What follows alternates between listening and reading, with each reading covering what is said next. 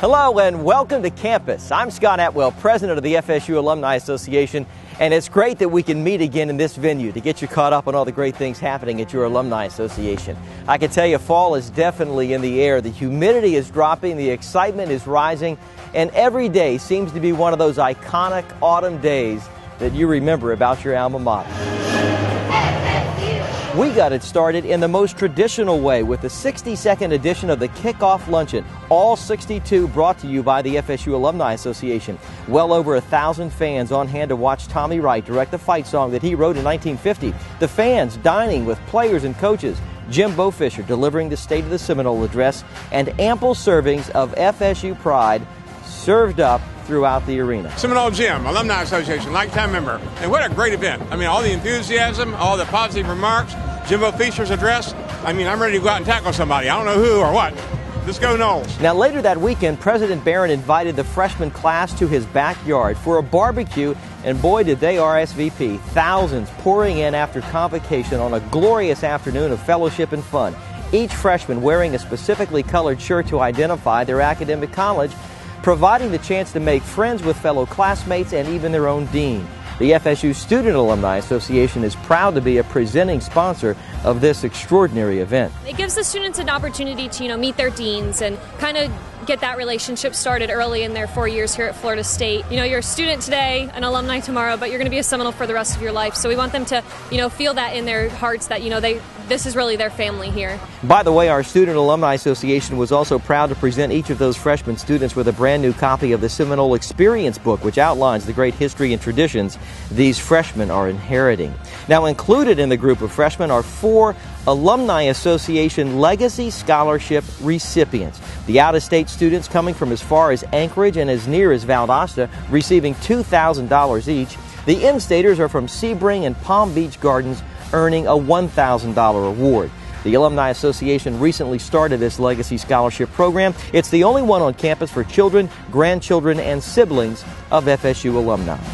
From our youngest alumni to our most experienced, the Alumni Association's Emeritus Alumni Society gathered last month to put an exclamation mark on an extraordinary project, a state historical marker recognizing the long-forgotten West Campus, the old Dale Mabry Air Base, 5 miles from the main campus, that was home to the men when FSU became coeducational in the late 40s.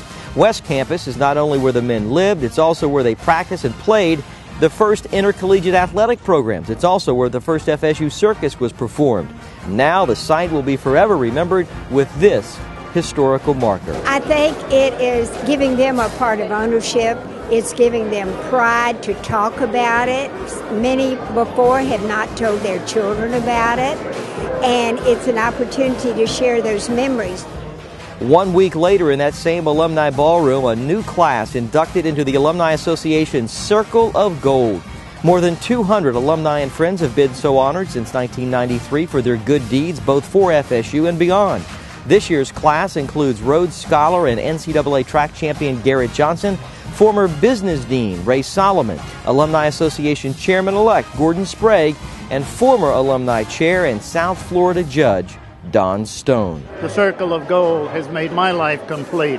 Florida State is the best there is in this nation. I'm proud to be a member of the Circle of Gold. Now, that ceremony was preceded by an alumni open house, which takes place at the Alumni Center on the Friday of every home football game weekend.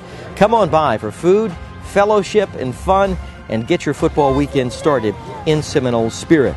Come up and see the tradition here, see what this place is like, just feel what a home away from home is like. It's a great place to be. September football came to a close in Tampa with what was arguably a home game for the Seminoles.